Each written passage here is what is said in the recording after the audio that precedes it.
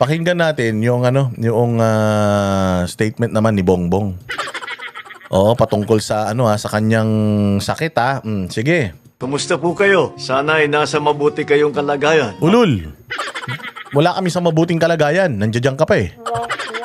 Pag hindi na ikaw ang presidente ng Pilipinas, si Inday Sara na, o sigurado mawawala na kami sa masamang kalagayan. Pero hanggat ikaw nandiyan, wala kami sa mabuting kalagayan. O naman, eto, nagre-recover na rin. Pero maganda ang assessment ng mga doktor. Ang payat na nito.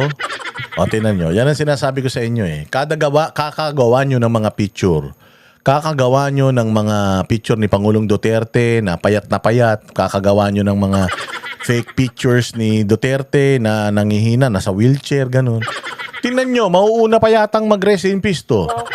Sa pinaggagawa nyo, panay ang tawag nyo sa mga Duterte supporters na dutae. Ayan tuloy, hindi na mata ito. Walang Diyo kayo talaga, oh. Nakakarma kayo. Alam mo lahat nung mga bumabanat kay Pangulong Duterte nung nangamatay lahat eh. Oo, lahat ng mga salot sa lipunan. Nandiyan yung pare si Padre Damaso, yung isang Espanyol na nagpadre Damaso, namatay yun. Yung si Boy Baston ng Commission on Human Rights noon, namatay din yun. O sino ba yun? Yung sino ba yun? Yung may ganun, yung may kulay yung buhok na babae. Namatay din yun. O tinan mo si Edsel Lagman, namatay din. Si Enrile, namatay na. Si Acop, namatay na. Tangina, nauuna pa kayong namatay kaysa kay Pangulong Duterte na pinapanalangin nyo mamatay. O, eto ngayon. Sa lahat ng mga katarantaduhang pinagagawa sa Pilipinas, kita mo, hindi namatay.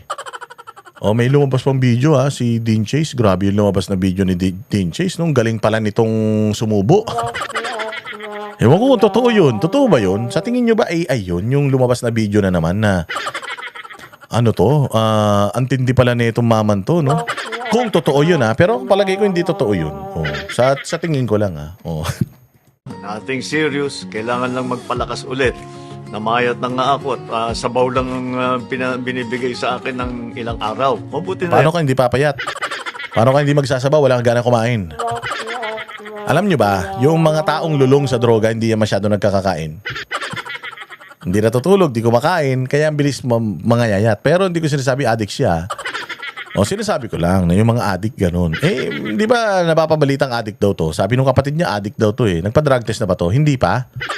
So is it safe to assume na addict talaga siya kasi ayaw niya magpa-drug test? At para akong nagdieta. Ang usapin natin ngayon ay tungkol sa mga pulisiya. Alam niyo po, bukod sa malakihang proyekto at iba't ibang mga programa ng pamahalaan, isang Malaki ang proyekto, wala nga ang proyekto eh. Sinasabi mo malaki ang proyekto. bahagi ng trabaho namin ang magpakilala ng mga bagong pulisiya. Pulisiyang magpapagaan sa buhay ng tao. Ulul! Pulis yung magpapagaan sa buhay ng mga tao. Tagal-tagal mo ng presidente, hindi pa gumagaan yung buhay ng mga tao. Gumaan lang yung buhay ni Romualdez tsaka nung anak mo eh. Paano natin malalaman na ang isang pulisiya ay maganda? Ang isang pulisiya na maganda ay matutupad kung anuman ang inyong ninanais. Halimbawa, para sa pamahalaan, para pagandahin ang buhay ng tao, para magbigay tayo ng magandang healthcare, para matulungan natin ang mga... Utang ina. Puro katarantaduhan na naman pinagsasabi nito. Baka may copyright pa to. Oh, itong pinagsasabi nito may background music eh. Walang Diyo naman talaga. O, ayan, meron daw siyang pag-abot program, beneficiary, may dashboard pa.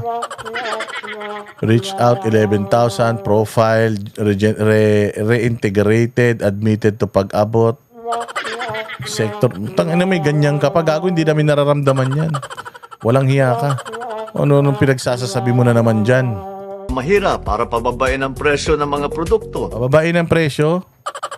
Kadiwa ng 20 pesos kilo ng bigas, gago, wala na yan. Nanto kung sabog ka na naman ba? Kung ano na naman tong DA credits 20 rice program for shop drop. In food poverty perception, tratado. Bagsak ang ekonomiya natin, bagsak din ang buhay ng mga Pilipino. Pinagsasasabi nito. Paano natin pagandahin ang ekonomiya? At kasama dyan si Paano paganda yung ekonomiya? Bagsak nga. GDP natin, 3 point something na lang. Walang hiya kayo. Government exceeds 2025 targets in job creation, poverty reduction. Totoo ba? Putang ina, dito ka maniniwala kay Claire Castro, napakasinungaling yan. Fake news peddler yan, diyan ka maniniwala. Walang hiya talaga, oh. pulisiyang yan, ang ibig sabihin ay ginagbibigay ng gabay kung paano natin aabutin ang ating mga pinapangarap. Pangalawa, nakakatulong sa pagpapabuti ng pag-uugali, behavior at pag-iisip ng mamamayan. No?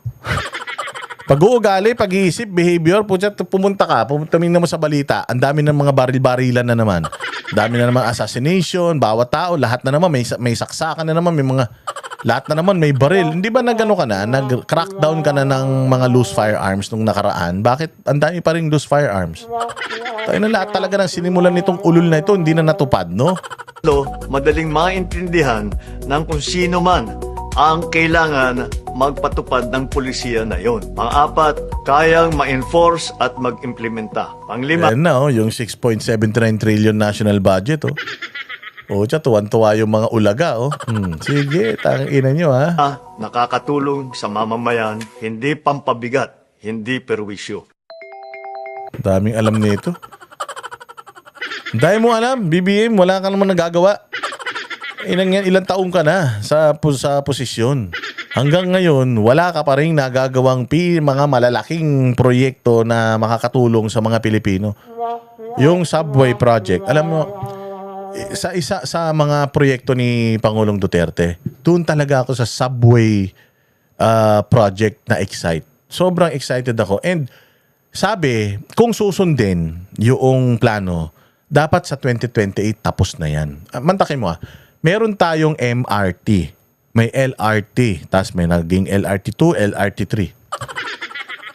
Pag pumunta ka sa Malaysia, yung subway system ng Malaysia ang ganda. Pag pumunta ka sa Singapore, yung train system ng Singapore ang ganda. Sa Korea, sa Japan, sa mga bansa dito sa Asia, napakaganda ng mga subway system nila. Lagi kami nasa Japan.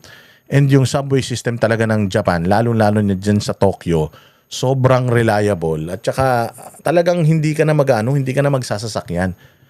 Makakaikot ka sa buong Tokyo ng tren lang. Lahat ng mga tourist destinations, lahat ng mga lugar, ano ba to?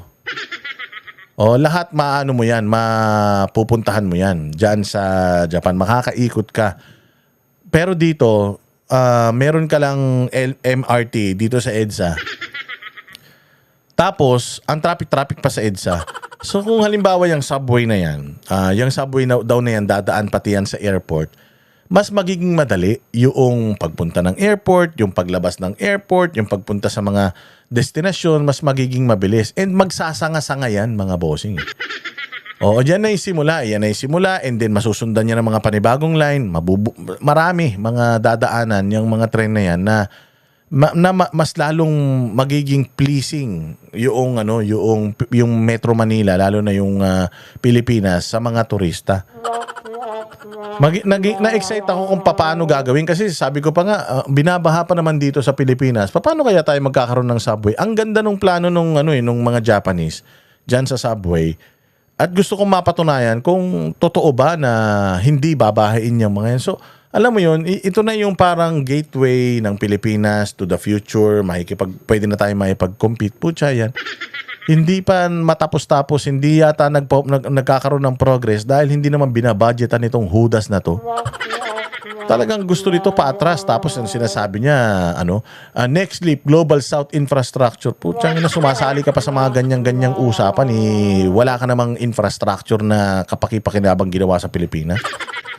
Demonyo ka, walang hiya ka talaga. Ay, nako. Tigilan natin to, tong kay Bongbong na to. Walang kakwenta-kwenta. Kami ang boses ng masa, hindi natatakot. Katotohanan lang, di kami nalulunod. Walang bahid ng sismis, lahat ay totoo.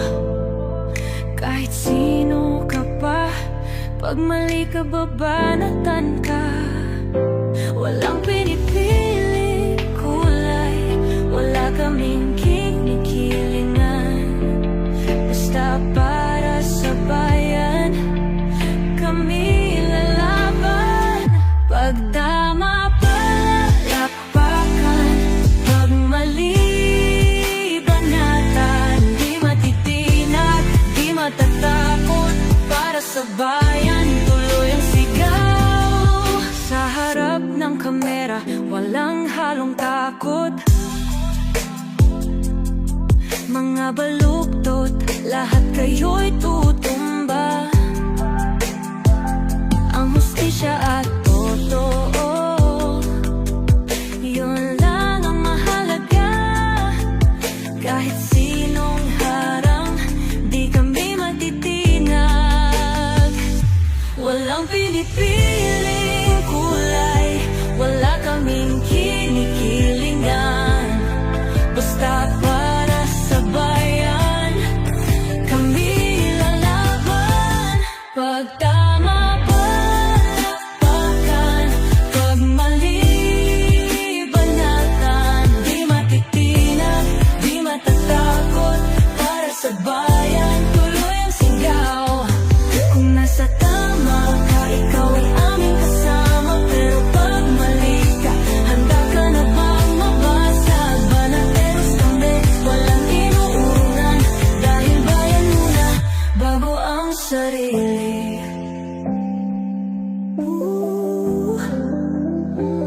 Bago ang sarili.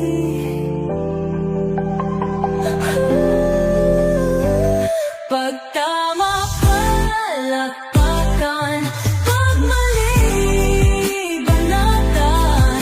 Banateros ang sigaw, katotohanan ang